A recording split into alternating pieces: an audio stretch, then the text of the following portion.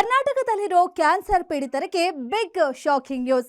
ICU operation ಕೇಂದ್ರಗಳಲ್ಲಿ ನಕಲಿ injection medicine supply ಮಾಡುವುದಂದೇ ಡಾಕ್ಟರ್ಸ್ಗೆ ಗೊತ್ತಿಲ್ವಾ? ಮೆಡಿಸಿನ್ ಮಾಫಿಯಾ ಹಿಂದೆ ಯಾರಿದ್ದಾರೆ? ಯಾವ ಕಾಯಿಲೆ, ಯಾವ ಔಷಧ, ಏನಕ್ಕೆ ಯೂಸ್ ಮಾಡ್ತಿದ್ರು? ಇದೇ ಹೊತ್ತಿನ ಸ್ಪೆಷಲ್ ನಕಲಿ ಔಷಧಿ ಮಾಫಿಯಾ ಎಕ್ಸ್ಕ್ಲೂಸಿವ್ ಡೀಟೇಲ್ಸ್. ನಾನು ಧನುಶ್ರೀ.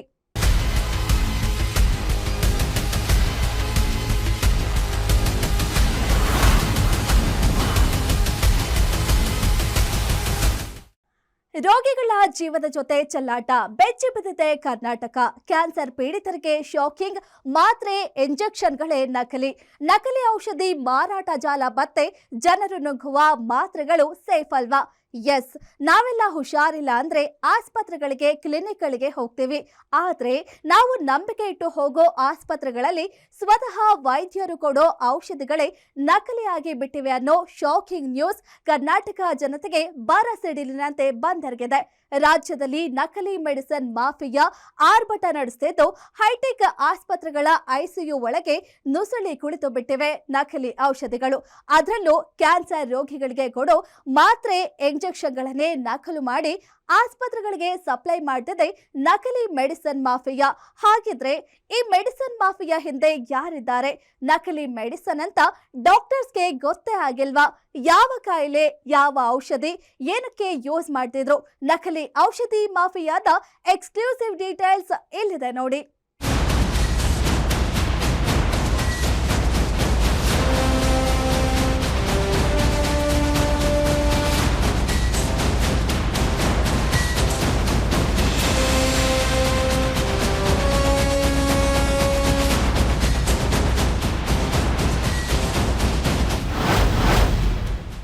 ಜನರ ಜೀವದ ಜೊತೆ ಚೆಲ್ಲಾಟ, ಬೆಚ್ಚಿ ಬಿದ್ದ ಕರ್ನಾಟಕ.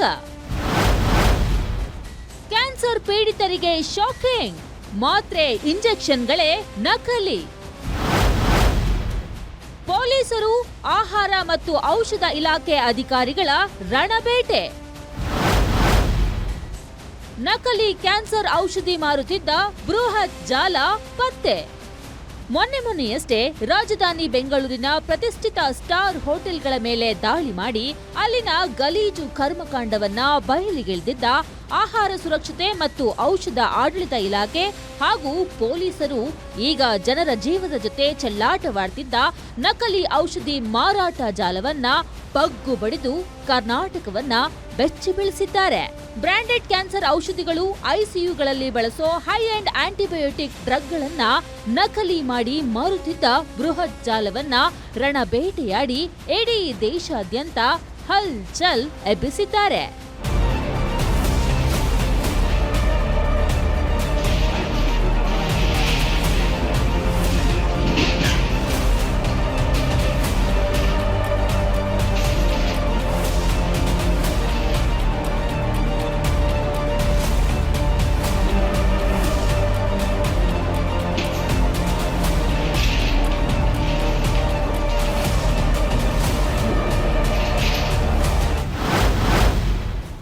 ನಕಲಿ ಔಷಧಿ ಮಾರಾಟ ಜಾಲ ಪತ್ತೆ. 6 ಕೋಟಿ ರೂಪಾಯಿ ಮೌಲ್ಯದ ನಕಲಿ ಔಷಧಗಳು ವಶಕ್ಕೆ. ಐಸಿಯುನಲ್ಲಿ ಬಳಸೋ ಔಷಧಗಳೇ ನಕಲಿ. ಜನರು ನುಂಗುವ ಮಾತ್ರೆಗಳು ಸೇಫ್ ಅಲ್ವಾ? ರೋಗಿಗಳ ಜೀವದ ಜೊತೆ ಚೆಲ್ಲಾಟವಾಡೋ ನಕಲಿ ಮೆಡಿಸಿನ್ ಮಾಫಿಯಾ ಕಂಡು ಸದ್ಯ ಇಡೀ ಕರ್ನಾಟಕ ಬೆಚ್ಚಿ ಬಿದ್ದಿದೆ. ಅದರಲ್ಲೂ ಕ್ಯಾನ್ಸರ್ ಪೀಡಿತರು, ಐಸಿಯು ರೋಗಿಗಳಿಗೆ ಕೊಡ್ತಿದ್ದ ಮಾತ್ರೆ ಇಂಜೆಕ್ಷನ್ಗಳೇ ನಕಲಿ ಅನ್ನೋ ಸುದ್ದಿ ಬಂದಿದೆ. ನಾವೆಲ್ಲ ನಿತ್ಯ ಆರೋಗ್ಯಕ್ಕಾಗಿ ನುಂಗುವ ಮಾತ್ರೆಗಳು ಸೇಫ್ ಅಲ್ವಾ ಅನ್ನೋ ಚಿಂತೆಯನ್ನ ಉಂಟು ಮಾಡಿದೆ. ಎಸ್, ನಾವೆಲ್ಲ ಹುಷಾರಿಲ್ಲ ಅಂದ್ರೆ ಆಸ್ಪತ್ರೆಗಳಿಗೆ, ಕ್ಲಿನಿಕ್ಗಳಿಗೆ ಹೋಗ್ತೀವಿ. ಆದ್ರೆ ನಾವು ನಂಬಿಕೆ ಇಟ್ಟು ಹೋಗೋ ಆಸ್ಪತ್ರೆಗಳಲ್ಲಿ ಸ್ವತಃ ಡಾಕ್ಟರ್ಗಳು ಕೊಡೋ ಔಷಧಿಗಳೇ ನಕಲಿಯಾಗಿ ಬಿಟ್ಟಿವೆ ಅನ್ನೋ ಶಾಕಿಂಗ್ ನ್ಯೂಸ್ ಈಗ ಕರ್ನಾಟಕ ಜನತೆಗೆ ಬರಸಿಡಿಲಿನಂತೆ ಬಂದೆರಗಿದೆ. ರಾಜ್ಯದಲ್ಲಿ ನಕಲಿ ಮೆಡಿಸಿನ್ ಮಾಫಿಯಾ ಆರ್ಭಟಿಸುತ್ತಿದ್ದು, ಹೈಟೆಕ್ ಆಸ್ಪತ್ರೆಗಳ ಐಸಿಯು ಒಳಗೆ ನುಸುಳಿ ಕುಳಿತು ಬಿಟ್ಟಿವೆ ನಕಲಿ ಔಷಧಗಳು. ಅದರಲ್ಲೂ ಕ್ಯಾನ್ಸರ್ ರೋಗಿಗಳಿಗೆ ಕೊಡೋ ಮಾತ್ರೆ ಇಂಜೆಕ್ಷನ್ಗಳನ್ನೇ ನಕಲು ಮಾಡಿ ಆಸ್ಪತ್ರೆಗಳಿಗೆ ಸಪ್ಲೈ ಮಾಡ್ತಿದೆ ನಕಲಿ ಮೆಡಿಸಿನ್ ಮಾಫಿಯಾ.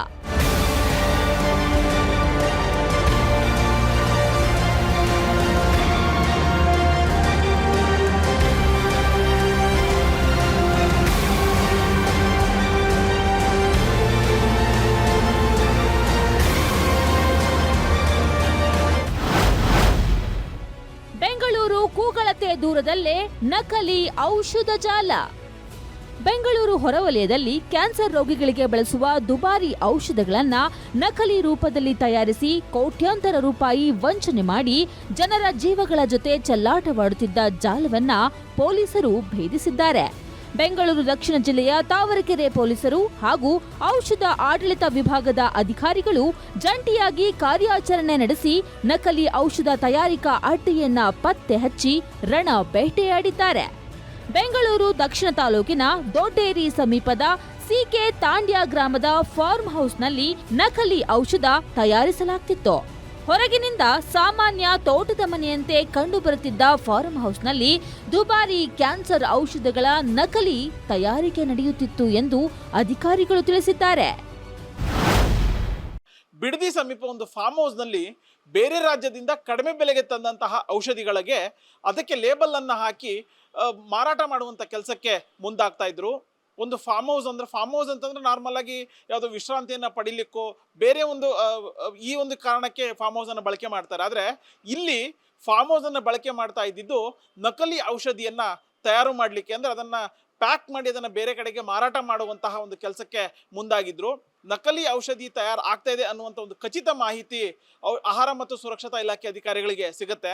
ಸೊ ಕಳೆದ 15 ದಿನಗಳಿಂದ ಮಾನಿಟರ್ನ ಮಾಡ್ತಾರೆ. ಯಾವ ರೀತಿಯಾಗಿ ಇಲ್ಲಿ ತಯಾರಾಗುತ್ತೆ, ಯಾವ ರೀತಿಯಾಗಿ ಇದನ್ನು ಮಾರಾಟ ಮಾಡ್ತಾರೆ, ಯಾವ ಮೂಲದಿಂದ ಈ ಒಂದು ಫಾರ್ಮ್ ಹೌಸ್ಗೆ ನಕಲಿ ಔಷಧಿ ಬರುತ್ತೆ ಅನ್ನುವಂಥದ್ದನ್ನು ಸುಮಾರು 15 ದಿನಗಳ ಕಾಲ ಒಂದು ಮಾನಿಟರ್ನ ಮಾಡ್ತಾರೆ. ಅದಾದ ಬಳಿಕ ಬೆಂಗಳೂರು ದಕ್ಷಿಣ ಜಿಲ್ಲಾ ಪೊಲೀಸ್ ಸಹಾಯದೊಂದಿಗೆ ಆಹಾರ ಸುರಕ್ಷತಾ ಇಲಾಖೆ ಅಧಿಕಾರಿಗಳು ತಡರಾತ್ರಿ ದಾಳಿಯನ್ನು ಮಾಡ್ತಾರೆ. ನಕಲಿ ಔಷಧಿ ಆಗಿರ್ಬೋದು, ನಕಲಿ ಔಷಧ ಪದಾರ್ಥಗಳನ್ನು ಪತ್ತೆ ಹಚ್ಚುವಂಥ ಕೆಲಸಕ್ಕೆ ಮುಂದಾಗ್ತಾರೆ. ಈ ಒಂದು ಸಂದರ್ಭದಲ್ಲಿ ಆ ಒಂದು ಫಾರ್ಮ್ ಹೌಸ್ನಲ್ಲಿ ಕೆಲಸ ಮಾಡ್ತಾ ಇದ್ದಂತಹ ಮತ್ತು ಆ ಒಂದು ಫಾರ್ಮ್ ಹೌಸ್ನ ಉಸ್ತುವಾರಿ ವಹಿಸ್ತಾ ಇದ್ದಂತಹ ಓರ್ವ ವ್ಯಕ್ತಿಯನ್ನು ಅಲ್ಲಿ ಪೊಲೀಸರು ವಶಕ್ಕೆ ಪಡಿತಾರೆ. ತಾವರೆಕೆರೆ ಪೊಲೀಸ್ ಸ್ಟೇಷನ್ ಮಿಡ್ಸಲ್ಲಿ ಏನೋ ಒಂದು ರೈಡ್ ಮಾಡಿದ್ದೀವಿ. ಆ ರೈಡಲ್ಲಿ ಸುಮಾರು 6 ಕೋಟಿಗಳಷ್ಟು ಏನು ಸ್ಪೂರಿಯಸ್ ಮೆಡಿಸಿನ್ಸ್ಗಳು ಸಿಕ್ಕಿದೆ. ಏನು ಸಿಕ್ಕಿರೋಂಥ ಮೆಡಿಸಿನ್ಸ್ಗಳನ್ನ ನಾವು ಮತ್ತು ಏನು FDA ಅವರಿದ್ದಾರೆ, ಡ್ರಗ್ ಕಂಟ್ರೋಲರ್ ಇದ್ದಾರೆ, ಅವರ ಜಾಯಿಂಟ್ ರೈಡಲ್ಲಿ ನಾವು ಅದನ್ನು ಹಿಡಿದಿದ್ದೀವಿ. ಏನು ನಮ್ಮ ಬೀಟ್ ಕಾನ್ಸ್ಟೇಬಲ್ ಅವ್ರಿಗೆ ಮಾಹಿತಿ ಇತ್ತು, ಆ ಮಾಹಿತಿ ಮೇರೆಗೆ ನಾವು ಫಸ್ಟ್ ದಾಳಿ ಮಾಡಿದ್ವಿ. ನಂತರದಲ್ಲಿ ಇದು ಆಲ್ಮೋಸ್ಟ್ ಎಲ್ಲ ಮೆಡಿಸಿನ್ಸ್ ಇದ್ದಿದ್ದರಿಂದ ನಾವು ಡ್ರಗ್ ಕಂಟ್ರೋಲರ್ಗೆ ಮಾಹಿತಿ ಕೊಟ್ವಿ. ಅವರು ಸ್ಥಳಕ್ಕೆ ಬಂದು ಪರಿಶೀಲನೆ ಮಾಡಿದ ನಂತರದಲ್ಲಿ ಇದು ಒಂದು ಸ್ಪೂರಿಯಸ್ ಮೆಡಿಸಿನ್ಸ್ ಅಂತ ಅವ್ರ ಮೇಲ್ನೋಟ ಕೇಳಿದ್ದಾರೆ. ಅವನ್ನೆಲ್ಲ ಸೀಸ್ ಮಾಡ್ಕೊಂಡಿದ್ದೀವಿ. ಫರ್ದರ್ ತನಿಖೆಯನ್ನು ನಾವು ಮುಂದುವರಿಸಿದ್ದೀವಿ. ಈ ಪ್ರಕರಣಕ್ಕೆ ಸಂಬಂಧಿಸಿದಂತೆ ಒಬ್ಬ ಆರೋಪಿಯನ್ನು ನಾವು ಹಿಡಿದಿದ್ದೀವಿ. ಇನ್ನು ಫರ್ದರ್ ಆರೋಪಿಗಳನ್ನ ಬಗ್ಗೆ ನಾವು ಮಾಹಿತಿ ಕಲೆ ಹಾಕ್ತಿದ್ದೀವಿ ಹಾಗೂ ಅವರನ್ನು ನಾವು ಆದಷ್ಟು ಬೇಗ ದಸ್ತಗಿರಿ ಮಾಡ್ತೀವಿ. MNC ಕಂಪನಿಗಳ ಹೆಸರಿನಲ್ಲಿ ಫೇಕ್ ಮೆಡಿಸನ್ ರೀಪ್ಯಾಕಿಂಗ್. 1 ವರ್ಷದಿಂದ ನಡೆಯುತ್ತಿರೋ ದಂಧೆ. ICU ರೋಗಿಗಳಿಗೂ ನಕಲಿ ಔಷಧ ಪೂರೈಕೆ. ಕಿಂಗ್ ಪಿನ್ ಚೇತನ್ಗಾಗಿ ಪೊಲೀಸರ ಶೋಧ. ದಾಳಿ ವೇಳೆ ಸುಮಾರು 6 ಕೋಟಿ ರೂಪಾಯಿ ಮೌಲ್ಯದ ನಕಲಿ ಔಷಧಗಳನ್ನ ವಶಪಡಿಸಿಕೊಳ್ಳಲಾಗಿದೆ. ಸ್ಥಳೀಯರೊಬ್ಬರಿಗೆ ಸೇರಿದ 10 ಎಕರೆ ಜಮೀನನ್ನ ಕೃಷಿಗೆ ಅಂತ ಲೀಸ್ಗೆ ಪಡೆದಿದ್ದ ಬೆಂಗಳೂರು ಮೂಲದ ಚೇತನ್ ಎಂಬಾತನೇ ನಕಲಿ ಮೆಡಿಸಿನ್ ಮಾಫಿಯಾದ ಕಿಂಗ್ ಪಿನ್ ಎನ್ನಲಾಗಿದೆ.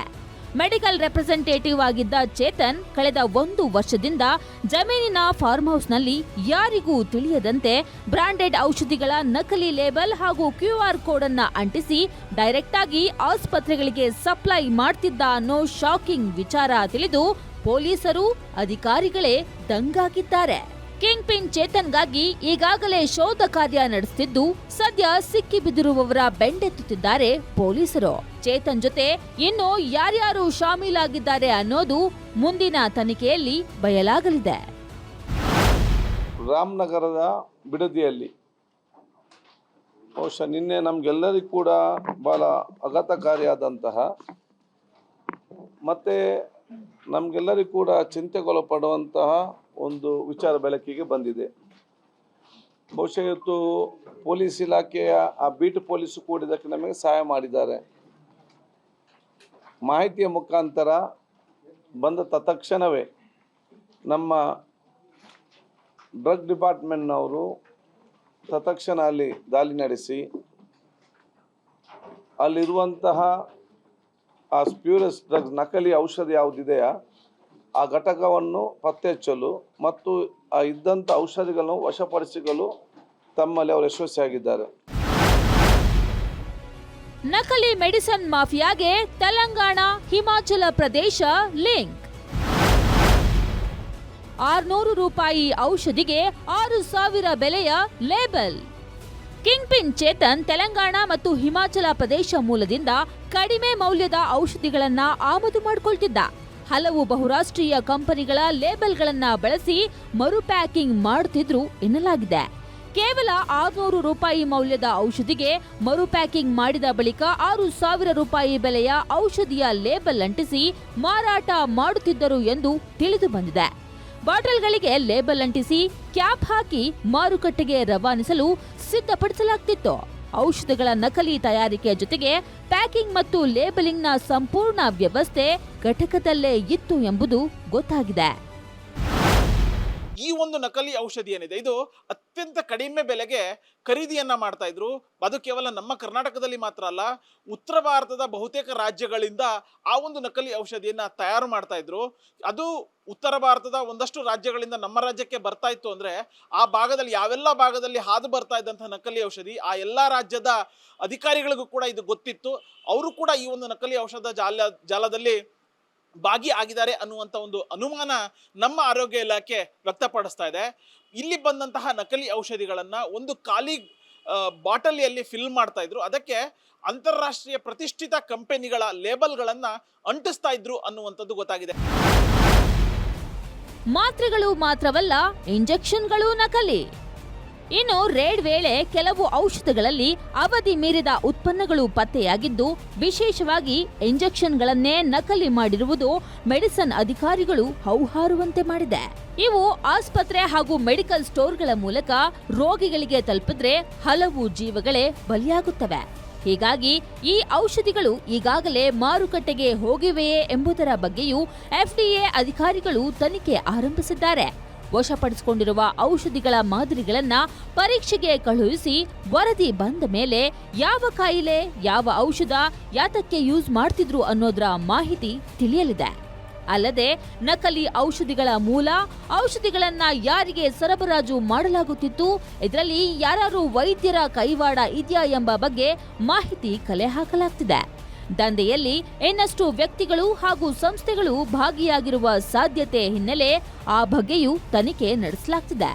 ಸಂಬಂಧಪಟ್ಟವರ ವಿರುದ್ಧ ಔಷಧ ಮತ್ತು ಆರೋಗ್ಯ ಸುರಕ್ಷತಾ ಕಾನೂನುಗಳ ಅಡಿ ಕ್ರಮಕ್ಕೆ FDA ಅಧಿಕಾರಿಗಳು ಸಿದ್ಧತೆ ನಡೆಸಿದ್ದಾರೆ.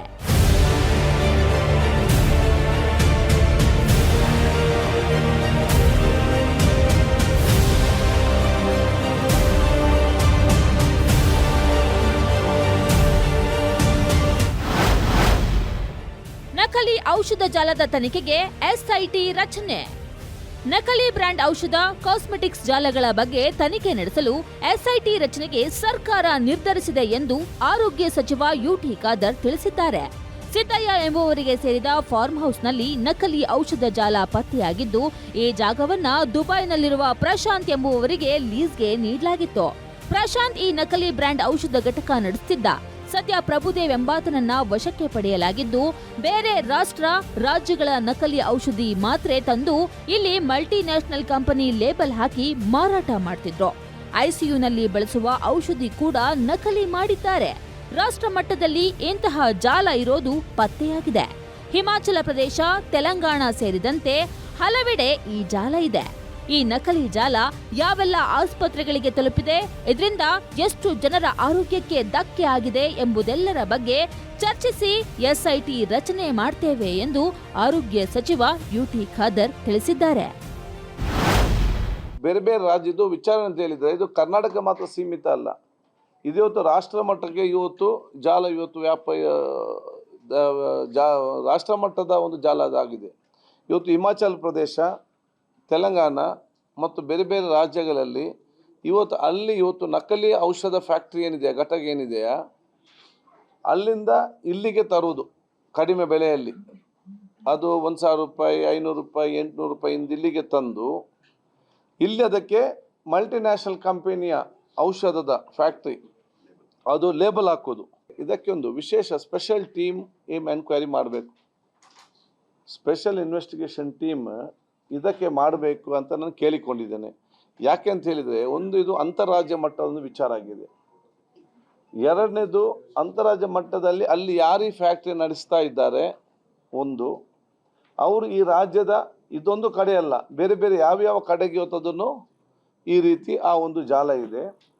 ಇಲ್ಲಿಂದ ಇಲ್ಲಿಗೆ ಬರುವಂಥ ಲಾಜಿಸ್ಟಿಕ್ಸ್ ವಹಿಸಿಕೊಂಡವರು ಯಾರು, ಇಲ್ಲಿಂದ ಇಲ್ಲಿಗೆ ಲಾಜಿಸ್ಟಿಕ್ಸ್ ವಹಿಸಿಕೊಂಡವರು ಯಾರು, ಯಾಕೆಂದರೆ ಅವ್ರು ಕೂಡ ಇದಕ್ಕೆ ಜವಾಬ್ದಾರಿ, ಅವ್ರಿಗೆ ಗೊತ್ತಿದೆ ನಾವು ಇವತ್ತು ಒಂದರಿಂದ ಡೂಪ್ಲಿಕೇಟ್ ಇಲ್ಲಿಗೆ ಮುಟ್ಟಿಸ್ತೇವೆ ಅಂತೇಳಿ. ಅವ್ರು ಕೂಡ ಅದಕ್ಕೆ ಕಾರಣಕರ್ತರಾಗಿದ್ದಾರೆ.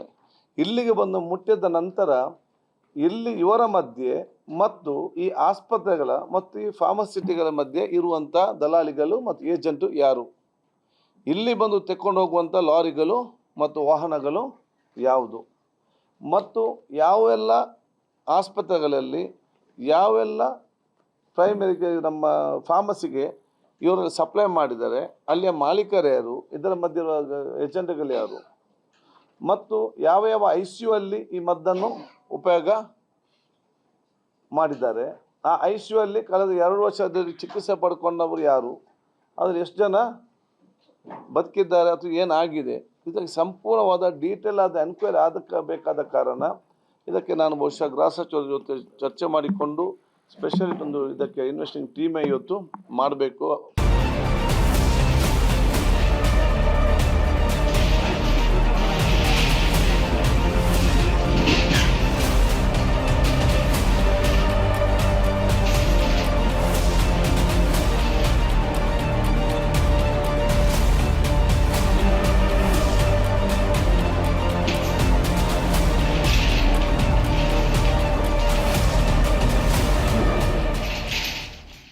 ನಕಲಿ ಔಷಧಿಗಳನ್ನೇನು ಸಂಪಾದನೆಯ ದಾರಿಯಾಗಿ ಮಾಡಿಕೊಂಡಿರೋ ಕಳ್ಳ ಕದಿಮರು ಚಾಪೆ ಕೆಳಗೆ ತೋರಿದ್ರೆ ಜನಸಾಮಾನ್ಯರಾದ ನಾವೆಲ್ಲ ರಂಗೋಲಿ ಕೆಳಗೆ ತೋರಲೇಬೇಕಾದ ಪರಿಸ್ಥಿತಿ ನಿರ್ಮಾಣವಾಗಿದೆ. ಸರ್ಕಾರಗಳೇನೋ ತಮ್ಮ ಜವಾಬ್ದಾರಿಗಳು ನಿರ್ವಹಿಸ್ತವೆ, ಆದ್ರೆ ನಮ್ಮ ಆರೋಗ್ಯ, ನಮ್ಮ ಕುಟುಂಬದವರ ಆರೋಗ್ಯ ನಮಗೆ ಅತ್ಯಂತ ಅಮೂಲ್ಯ. ಹೀಗಾಗಿ ಫೇಕ್ ಔಷಧಿಗಳ ಬಲೆಯಿಂದ ನಮ್ಮ ಜೀವಗಳನ್ನ ಉಳಿಸಿಕೊಳ್ಳಲು ಕೆಲವಷ್ಟು ಮುನ್ನೆಚ್ಚರಿಕೆ ಕ್ರಮಗಳನ್ನ ವಹಿಸಲೇಬೇಕು. ಹೀಗಾಗಿ ನಕಲಿ ಔಷಧಗಳ ಬಗ್ಗೆ ಹೇಗೆ ಎಚ್ಚರಿಕೆ ವಹಿಸಬೇಕು, ಈ ಫೇಕ್ ಮೆಡಿಸಿನ್ಗಳಿಂದ ನಾವು ಪಾರೋಗೋದು ಹೇಗೆ ಅನ್ನೋದ್ರ ಕಂಪ್ಲೀಟ್ ಡೀಟೇಲ್ಸ್ ಇಲ್ಲಿದೆ. ಸಾರ್ವಜನಿಕರೇ, ಫೇಕ್ ಮೆಡಿಸಿನ್ ಬಗ್ಗೆ ಎಚ್ಚರ ಎಚ್ಚರ. ನಕಲಿ ಔಷಧಿಗಳ ಬಗ್ಗೆ ಹೇಗೆ ಎಚ್ಚರಿಕೆ ವಹಿಸಬೇಕು ಗೊತ್ತಾ? ಪ್ರಿಯ ವೀಕ್ಷಕರೇ, ಇಂದಿನ ದಿನಗಳಲ್ಲಿ ನಾವು ತಿನ್ನುವ ಆಹಾರದಿಂದ ಹಿಡಿದು ಜೀವ ಉಳಿಸುವ ಔಷಧಿಗಳವರೆಗೆ ಎಲ್ಲದರಲ್ಲೂ ನಕಲಿ ಮತ್ತು ಕಲಬೆರಕೆ ದಂಧೆ ವ್ಯಾಪಕವಾಗಿ ಹರಡಿಬಿಟ್ಟಿದೆ. ಇದು ಜನರ ಆರೋಗ್ಯ ಮತ್ತು ಜೀವದ ಜೊತೆ ಆಟವಾಡುವ ಗಂಭೀರ ಸಮಸ್ಯೆಯಾಗಿದೆ. ನಕಲಿ ಔಷಧಿಗಳನ್ನೇ ಸಂಪಾದನೆಯ ದಾರಿಯಾಗಿ ಮಾಡಿಕೊಂಡಿರೋ ಕಳ್ಳ ಕದೀಮರು ಚಾಪೆ ಕೆಳಗೆ ತೂರಿದ್ರೆ ಜನಸಾಮಾನ್ಯರಾದ ನಾವೆಲ್ಲ ರಂಗೋಲಿ ಕೆಳಗೆ ತೂರಲೇಬೇಕಾದ ಪರಿಸ್ಥಿತಿ ನಿರ್ಮಾಣವಾಗಿದೆ. ಸರ್ಕಾರಗಳೇನೋ ತಮ್ಮ ಜವಾಬ್ದಾರಿಗಳನ್ನ ನಿರ್ವಹಿಸುತ್ತವೆ, ಆದ್ರೆ ನಮ್ಮ ಆರೋಗ್ಯ, ನಮ್ಮ ಕುಟುಂಬದವರ ಆರೋಗ್ಯ ನಮಗೆ ಅತ್ಯಮೂಲ್ಯ. ಹೀಗಾಗಿ ಫೇಕ್ ಔಷಧಿಗಳ ಬಲೆಯಿಂದ ನಮ್ಮ ಜೀವಗಳನ್ನ ಉಳಿಸಿಕೊಳ್ಳಲು ಕೆಲವಷ್ಟು ಮುನ್ನೆಚ್ಚರಿಕೆಗಳನ್ನ ವಹಿಸಲೇಬೇಕು. ಹೀಗಾಗಿ ನಕಲಿ ಔಷಧಗಳ ಬಗ್ಗೆ ಹೇಗೆ ಎಚ್ಚರಿಕೆ ವಹಿಸಬೇಕು, ಈ ಫೇಕ್ ಮೆಡಿಸಿನ್ಗಳಿಂದ ನಾವು ಪಾರಾಗೋದು ಹೇಗೆ ಅನ್ನೋದ್ರ ಮಾಹಿತಿ ತಿಳಿದುಕೊಳ್ಳೋದು ಬಹು ಮುಖ್ಯವಾಗಿದೆ.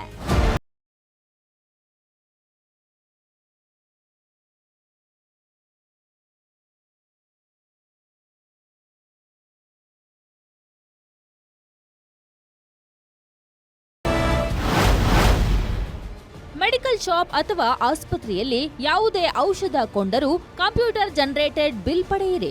ಅದರಲ್ಲಿ ಔಷಧದ ಹೆಸರು, ಬ್ಯಾಚ್ ನಂಬರ್ ಮತ್ತು ಎಕ್ಸ್ಪೈರಿ ದಿನಾಂಕ ಸ್ಪಷ್ಟವಾಗಿರಬೇಕು. ಇದೇ ನಿಮ್ಮ ಬಳಿ ಇರುವ ದೊಡ್ಡ ಕಾನೂನು ಪುರಾವೆ.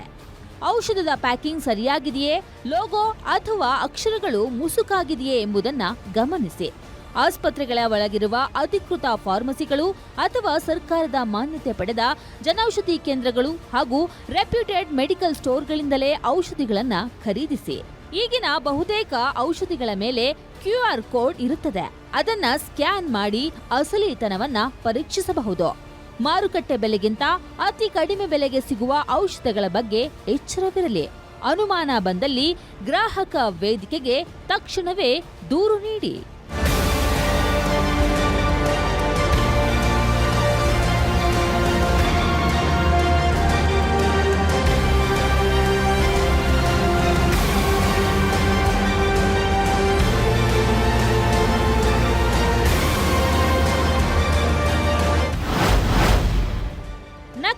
ಔಷಧಿಗೆ ಬ್ರೇಕ್ ಹಾಕಲು QR ಕೋಡ್ ಅಸ್ತ್ರ. ಸ್ಕ್ಯಾನ್ ಮಾಡಿ ದೂರು ನೀಡಿ.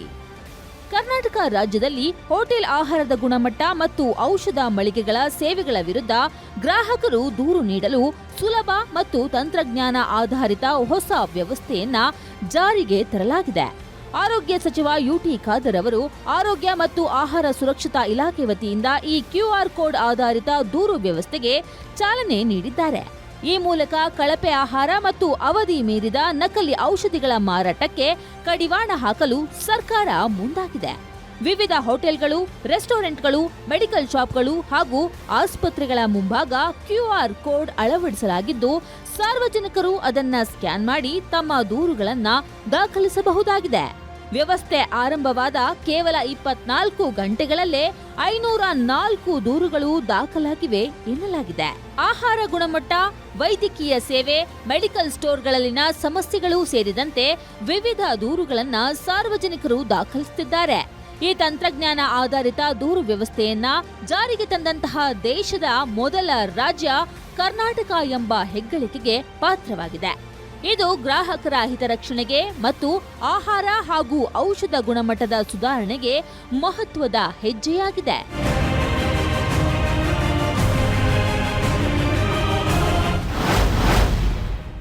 ಕ್ಯಾನ್ಸರ್ ಔಷಧಿಗಳೇ ನಕಲಿ, ರೋಗಿಗಳಲ್ಲಿ ಶುರುವಾಗಿದೆ ಆತಂಕ.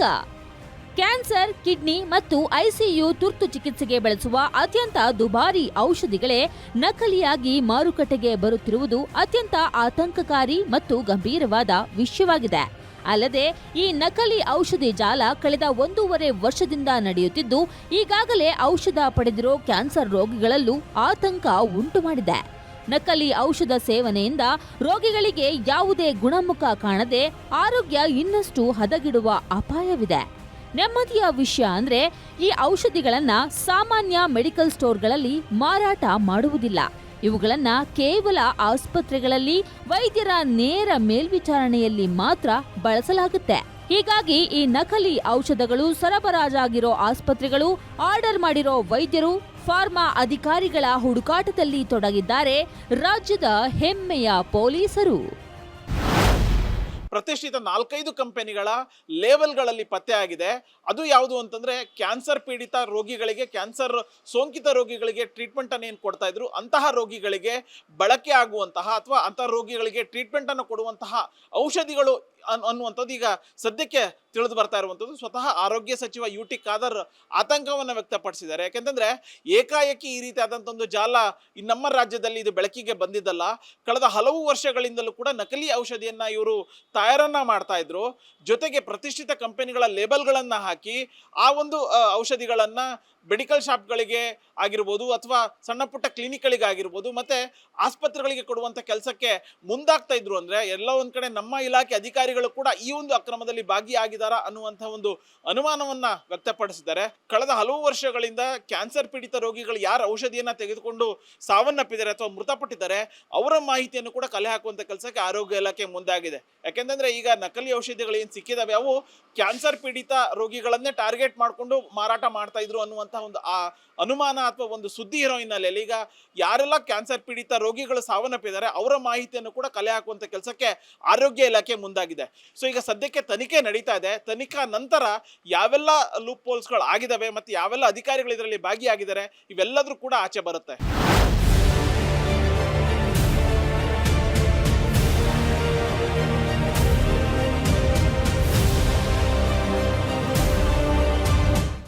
ಇದಾಗಿತ್ತು ಈ ಹೊತ್ತಿನ ವಿಶೇಷ. ನೋಡ್ತಾ ಇರಿ ಗ್ಯಾರಂಟಿ ನ್ಯೂಸ್, ಸುದ್ದಿ ಖಚಿತ, ನ್ಯಾಯ ನಿಶ್ಚಿತ.